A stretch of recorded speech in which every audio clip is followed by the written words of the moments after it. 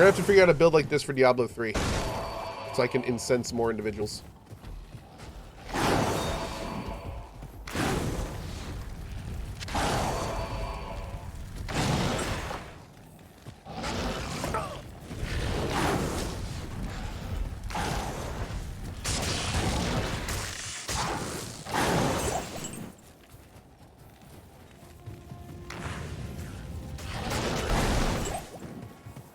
Just roasted that guy? I kind of need to say their name if I'm roasting somebody. I'm just talking to chat, dude. I don't really consider that a roast. I didn't even roast him. He was having fun, dude. Come on, man. You little drama, Danny. One second.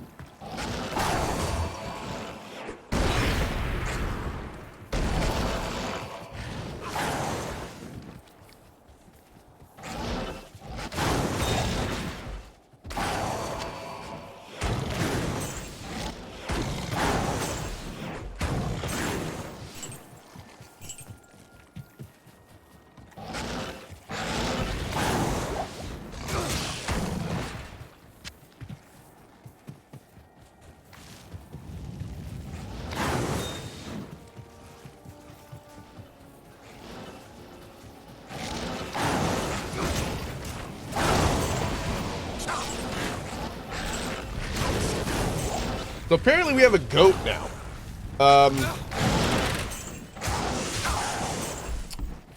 All right. Apparently we got a goat. A little baby goat, yeah. A little 3-month-old goat.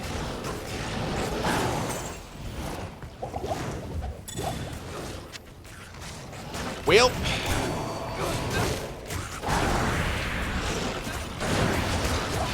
Oh, we gotta go back now. Good. What's an errant shield? Oh, paladin. Nice. I really should get a new shield. In like a year. Oh my lord. Why do I have a goat? Okay, anyway.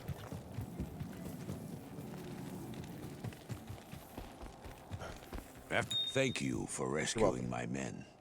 They have spoken well of your bravery in battle. Perhaps there is hope for us after all. Nope. If you wish, you may hire some of my mercenaries that you saved. And please, take this set of runes. I had been saving them for a socketed shield, but I think you'll make better use of them. Why, Be thanks. sure to set them in the right order for their fullest effect. I'm not going to tell you, though, so have fun screwing that up. Oh, it's an Ort rune.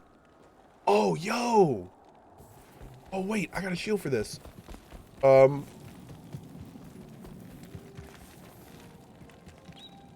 Yeah, chat, what is, this is Ral Ort Tal? Is that what it is? Ral Ort Tal. Yeah. Nice. All right, man. Damn. Woo! That is a shield and a half. All right. So what was that about needing a new shield, I guess? Woo! Hello. Who's got my next kind of Yes, like big warrior. quest? I don't even have a big quest right now. Who can I help in this little town? It's Cohh Gus. Oh, okay. Cool. Great. Thank you so much. There is a matter which I hesitate to share, but I believe you are the only one who can help me now. Anya, the young alchemist and daughter to one of our slain elders, has been missing for some time. She is a strong, crafty woman with a spirit like no other. One night, just before your arrival, I overheard her and Nilathak arguing about her father's death. The next morning, she was gone. Nilathak has his own tale as to where she went and why. Don't believe him. I fear he's at the root of her disappearance. Oh, whoops. This prison of ice? Yeah. Good Again! afternoon. When you talk to Nilathak, be careful. I didn't realize Z would close it. There's no telling what he will say or do. Okay. Well, that's a thing. So we are looking for Anya under the crystalline passage by the frozen river. Anya. Who have you been talking to? Likely it was that meddling Mala. Oh, good call, Relaire. Well, I'll tell you what really happened. Anya came to me for guidance after receiving a vision that her mother and younger brother were trapped in the lands beyond the ice caves. She had decided to go rescue them. I told her that her quest was a foolish one, and that she would be safer staying within the city walls. However, she is a willful girl and would not listen to me. The next morning, she was gone. No one is more distraught than I over losing her. However, if you feel the need to be Mala's errand child, I'll try to Rude. stop you. Okay. Oh.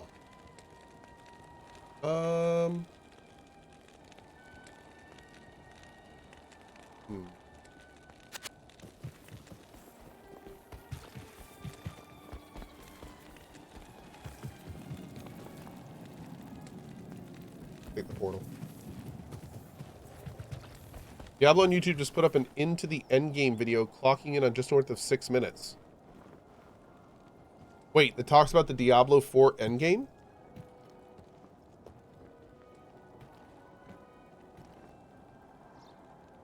Really? Hold up.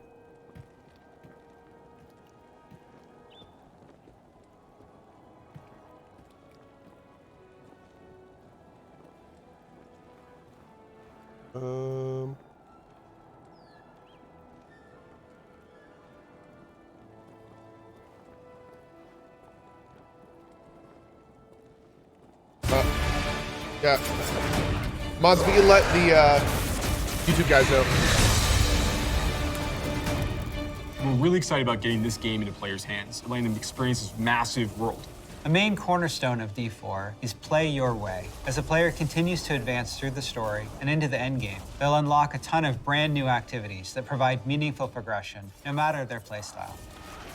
Players will be able to keep progressing in the narrative of the game. Alongside that, the whole team has worked on crafting a variety of different experiences players can pursue. We're going to have an entire world of Sanctuary for our players to offer. There's going to never be an absence of something to do. After the player has finished the campaign, there's a lot more game to go and participate in. They gain access to a special, what we call capstone dungeon that they have to complete.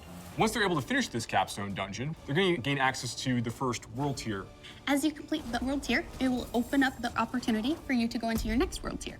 That involves unlocking powerful loot, new items, and more advantages for your player to have a better opportunity at end game. Whether you're a fan of dungeons, PvP, or just roaming around the world, there's a way to continue your Diablo adventure long after hitting max level. How do you complete a world tier? Do you like the whole thing As again? your character continues The whole to main grow story? in power, you'll start with the skill tree and expand out into the Paragon system. A lot of the choices the players make are grounded on skills themselves and the fantasies associated with those skills. The Paragon board is a place where we allow you to have a lot more depth, a lot more customization, many more options as you go. You can rotate the board. God, that looks so lame to just see them get like 5 decks 3 times in a row. Paragon board is a place where we allow you to have a lot more depth, a lot more customization, 5 many decks, more 5 options decks, as you go. 5 decks. It's You just can like, rotate the board, so you can choose a different path if you're like, I want to do more strength-based things, or I want these particular boons or glyphs. 5 You can inch, chart 5 your decks, path 5 through it, strength, and they're 5 really a way willpower, for you to 50 keep armor, 7 expanding your strength. character and making it uniquely yours. Similar to the Paragon boards is the Codex of Power. It's an in-game system that holds the aspects related to the character. You are able to complete a dungeon, and they will have a chance to drop an aspect that you can pick up. And what this allows players to do is take items they're finding in the world and make them more powerful, turn them into legendary items. this is crap. It's really Yeah. special to discover what kind of playstyle really means the most to you. Here we go. Every part of Sanctuary is fulfilling and satisfying. Dungeons in particular are really close to my heart. Nightmare dungeons are going to give the players the opportunity to experience a dungeon that they might have already experienced in their past playthroughs. They'll enter the dungeon with a found sigil that alters the playstyle and the intensity of the dungeon. They're more difficult. So it's the and exact they same have dungeon. Additional objectives. exactly what I was and then hoping they also weren't have gonna do. affixes, which add a degree of difficulty for you and your group to work through. One of my favorite affixes that you can find in Nightmare Dungeons is actually called Hellgate. Occasionally, these portals will open up throughout the area that will just pour out different monsters that aren't native to that region for you to also be dealing with while you're trying to handle everything else inside the dungeon. There's over 120 dungeons to play through and find in Diablo 4, and any one of them can become a Nightmare Dungeon by finding a Nightmare Sigil and then using it to activate the Nightmare version of that dungeon space. Everything's a little darker, everything's more difficult. It's going to add a little bit of a twist of flavor on your particular dungeon. There's some targeted activities in Diablo 4 that suit what you're feeling in the mood for. The Forces of Hell are starting to have more influence in certain parts of Sanctuary in the vast interconnected overworld of the experience. And as the players are going into Helltide areas, they're gonna find even more powerful monsters. And by killing them, they'll be able to gain these special shards they can take to go and use to purchase these big rewards that are available at these caches that are found littered throughout Helltide areas. The sky darkens and the rivers run red, meteors fall from the sky, and the monsters get harder. We really want to create new experiences for the players. There's one I really like called Whispers of the Dead, which you get from the Tree of Whispers. The Tree of Whispers is grim and a little gruesome, but it's also something mystically haunting and kind of beautiful. The tree has a little bit of a grudge against our players, and it would like for them to go serve its needs. So you're going to go serve these bounties, gather different rewards, different items, and bring them back to the tree in hopes that it can exchange you something really meaningful. Maybe you're gonna go to the Fractured Peaks and take out some werewolves that are rampaging in a town. They're contained activities that you can do alone or in a group. We really wanted to create variety for people to be able to spend time where they wanted to in the world. It's very cool the way it's been put together, and I can't wait for people to see it, to be honest. Oh, PvP, yeah. In Diablo 4, we have a focus on the world of Sanctuary. And there are parts of that world that we call the Fields of Hatred, where Lilith's presence in Sanctuary has begun to seep through and manifest these poisonous areas throughout the world. When players go to these regions, they get to engage in player versus player conflict. These offer opportunities for the player to collect shards. But there is a little bit of a catch. In order to get these shards back to town, you will need to purify them. Other players will definitely know that you're attempting to purify your shards, so you'd better be prepared to fight if you're going to be playing any PvP, and be prepared that you might lose some stuff in the meantime. Once they've got the purified shards, they can take these, go back to nearby towns to sell them, and then use that to buy a whole bunch of interesting cosmetic items and rewards. It's a place for people who really love PvP and want to still get loot and still increase their character's power. If that's the way they want to play, they can. launch is just the beginning. One of the things we're really focused on is creating a living, breathing set of updates for players to engage with after the game has gone live. It's really just going to be a way to keep coming back and experiencing more Diablo 4 in fresh ways. We're really eager to hear all of your experiences and just enjoy the entire story with you all. So a couple of those things sounded pretty cool. Like the Helltide and the tree stuff seemed like it could be interesting, but a lot of that, like the crafting stuff is, you know, you can do that in the regular game. That's not really an end game. The map exploration, that's not, I mean, I guess you could do that after the main story, but you can also do that while leveling up. Like the Nightmare Dungeons is just, I feel like that's a little unfortunate. I really hope they don't lean into the Nightmare Dungeons too much. And man, I gotta say, seeing them go, like click on that, like +5 dex, +5 dex, +5 dex, +5 strength. That's just so boring. That looks awful. That looks awful. I hate that stuff. It's like, that's one of the reasons I love Last Epoch. It's like every single node is meaningful and interesting. The Paragon board is like the opposite of that, where it's like, there's just a sea of uninteresting and boring between things that mean a little bit, you know? Like, it makes the whole process so meandering and boring when you know that, like, you just got something decent and now you have like a sea of not interesting you have to go through to get to the next interesting thing. Man, I tell you. I would have rather they just had like the important stuff on the boards and just made it take longer to get them instead of having to like checkerboard your way through boring things to get to them. It's lazy design. It's lazy. It's lazy design. This stuff is just, I just don't like it. I don't like it. The only thing that I'm hoping for at this point is that there's stuff on those boards that is really meaningful and interesting. I haven't really talked about that too much. But, you know, I'm really hoping that, like, you know, the biggest thing on a board is like, war cries now have 30% more range. And that's like the ultimate on a board. And it's just like, what? You know, I really hope it's like the boards are meaningful and they're interesting, and we'll see. We'll see. You disagree? Well, clearly everything I'm saying is factual and correct. So, I mean, if you want to be wrong, that's fine.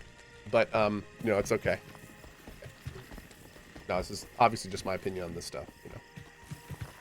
I definitely like, I'm a fan of more concentrated, interesting things than diluted busy work, is what I feel that is. It's diluted busy work.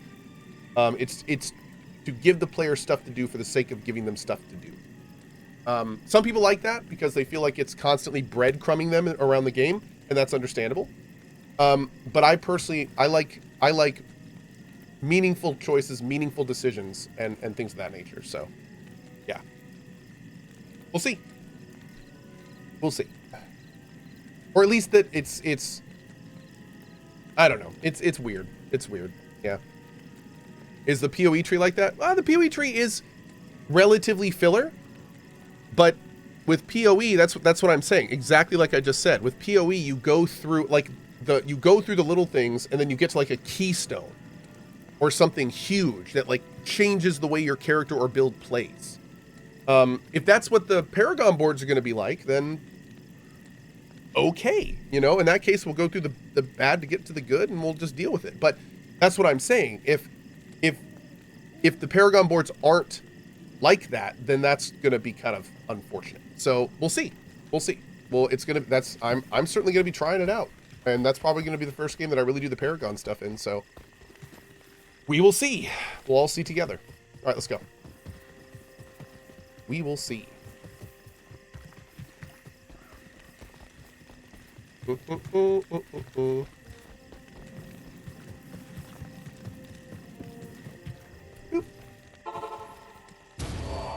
not going to judge until I see it for myself. Yeah. I mean, I'm going to comment on it, but I'm still going to give it a try. I'm still going to give it a try and see how it is.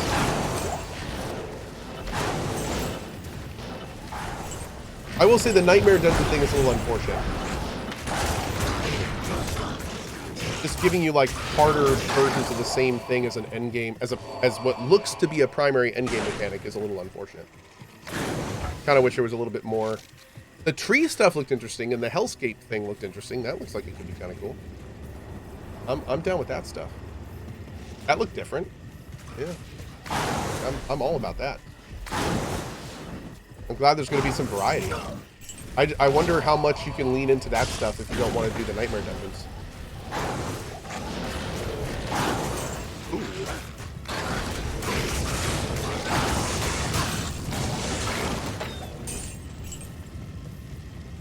What's a Shamshir? Oh, okay. We didn't sell this stuff. That's fine though. All charm. Boop. Is Abaddon where I want to go? I thought I was going to like some Ice Palace place. I can't even go in there.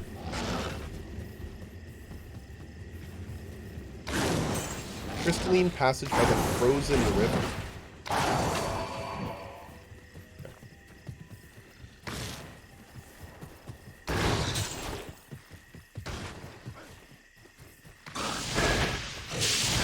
The Arit Plateau.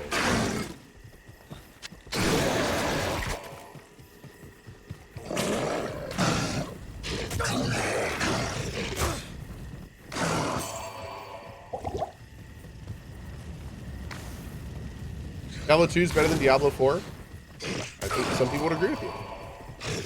I mean, I think it's a little early to say that since, you know, nobody's really played Diablo 4. But I think some people are always going to think that regardless, so. I personally really, really liked some parts of Diablo 4. I thought the presentation and the overall mechanics seemed really cool. I'm down for all that for sure. I'm definitely looking forward to do like a big playthrough of Diablo 4. For sure.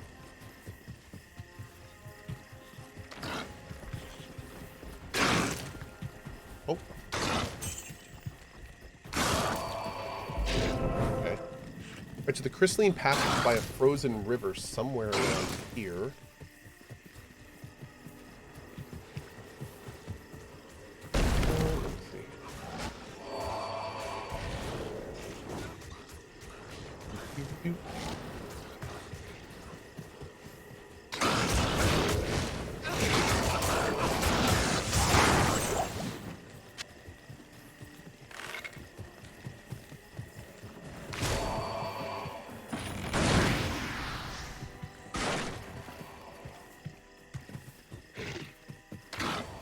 Think so, Fallen Arch?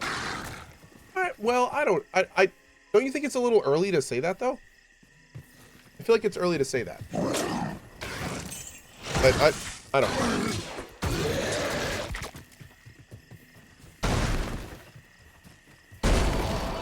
I love how my aura just bursts down every door for me.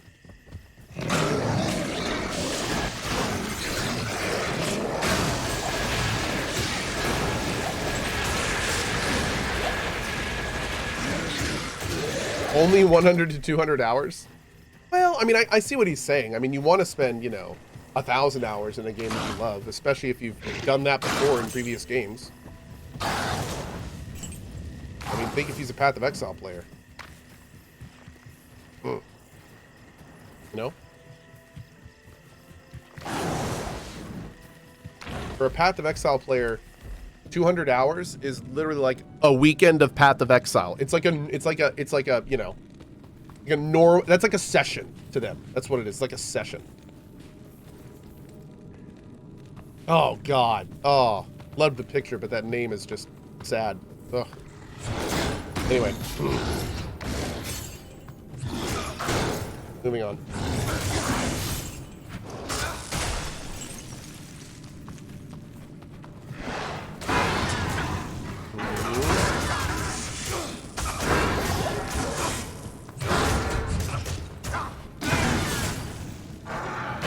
What's up, Corbel?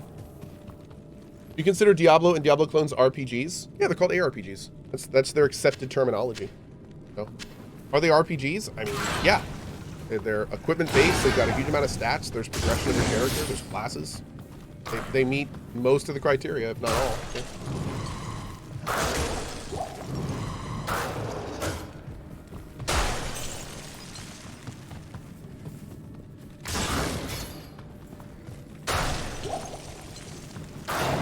Everything is an RPG these days.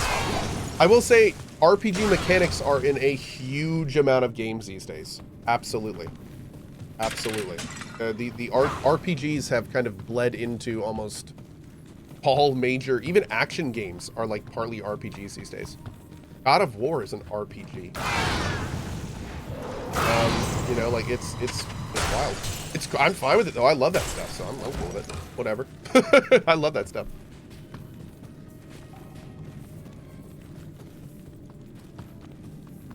I loves it.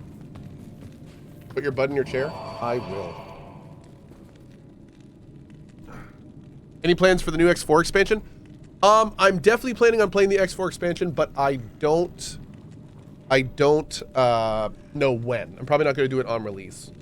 But yeah. I do want to do it at some point. Yes.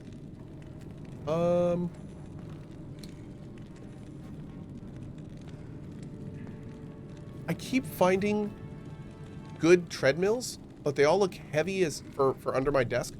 But they all look heavy as hell, and none of them like move easily. How are you supposed to do an under desk treadmill? Like how does this? It's crazy, man. Any of them like have wheels or something? I have no idea how that's supposed to work.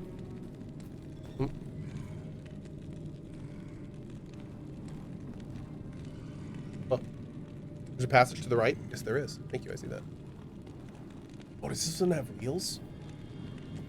This one has wheels. I should do that. I should get little wheels on. Okay. Oh. Maybe I'll try that one. Alright. Walking pad has wheels? I'm looking at an ume.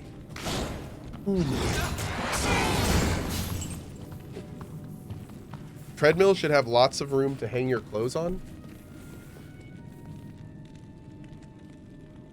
Nani? Yes.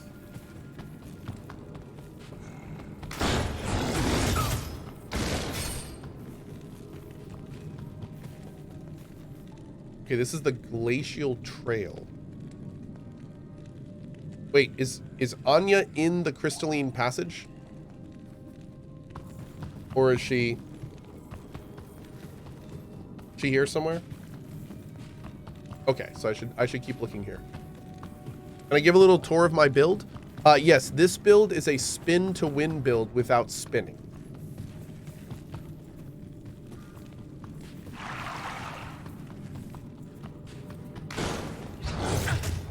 One could argue it's the ultimate spin to win build.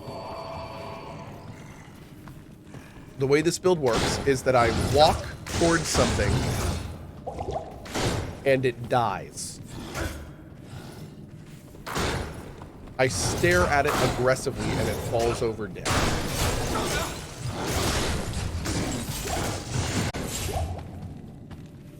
And it's glorious.